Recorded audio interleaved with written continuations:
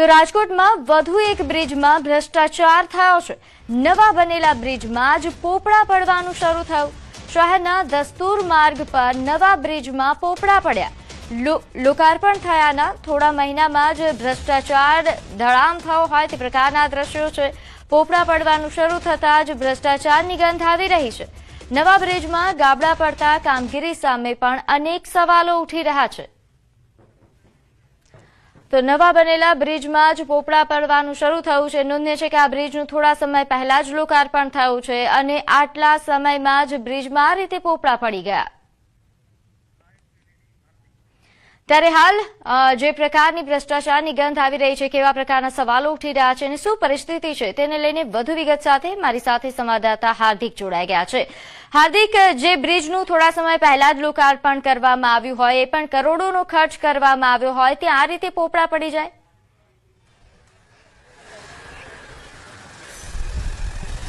ચોક્કસથી આજે ફરી એક વખત તંત્રની કામગીરી સામે સવાલો ઉઠ્યા છે। આ બ્રિજ છે તે માત્ર જે છે 1 વર્ષ જેટલો સમય જે છે લોકાર્પણ થયાને થયો છે અને હજુ રાજકોટ શહેરમાં કહી શકાય કે એટલો સારો વરસાદ પણ નથી પડ્યો, એટલે એ સમય દરમિયાન જ જે છે એ તંત્રની ક્યાંક નબળી કામગીરીની પોલ છે તે છતી થઈ ગઈ છે। સૌપ્રથમ આ દ્રશ્ય બતાવવા માંગીશ કે આ જે પ્રથમ પોપડું છે તે આ જે જોઈ શકાય છે, અહીંયા મોટું પોપડું પડ્યું છે। આ જે બ્રિજની જે ગટર છે, ભારે વાહન જે અવર જવર ન કરી શકે તે માટેની આ જે છે જે કામગીરી છે। બીજી તરફ હું આપણને અન્ય દ્રશ્યો બતાવવા માંગીશ કે જે રીતે જે રાજકોટ શહેરમાં જે અન્ય જગ્યાએ જે આ બ્રિજમાં અન્ય જગ્યાએ જે ગાબડાઓ પડ્યા છે તે દર્શાવવાનો પ્રયાસ કરીશ। ખરેખર આ બ્રિજનું જે લોકાર્પણ થયું છે તેમને 1 વર્ષ કરતાં પણ ઓછો સમય થયો છે અને એટલી વારમાં જ બ્રિજમાં એક જગ્યાએ નહીં પરંતુ અનેક જગ્યાએ ગાબડાઓ પડવાનું શરૂ થઈ ગયું છે।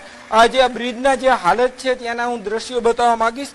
આ જે બ્રિજ છે આ જોઈન્ટ જોઈ શકાય છે કે અહીંયા જે કેટલી મોટી હાલતમાં જે ગાબડું પડ્યું છે, જોઈન્ટ વચ્ચેનો જે ભાગ છે તે કેટલી હાલતમાં જે તૂટી ગયો છે।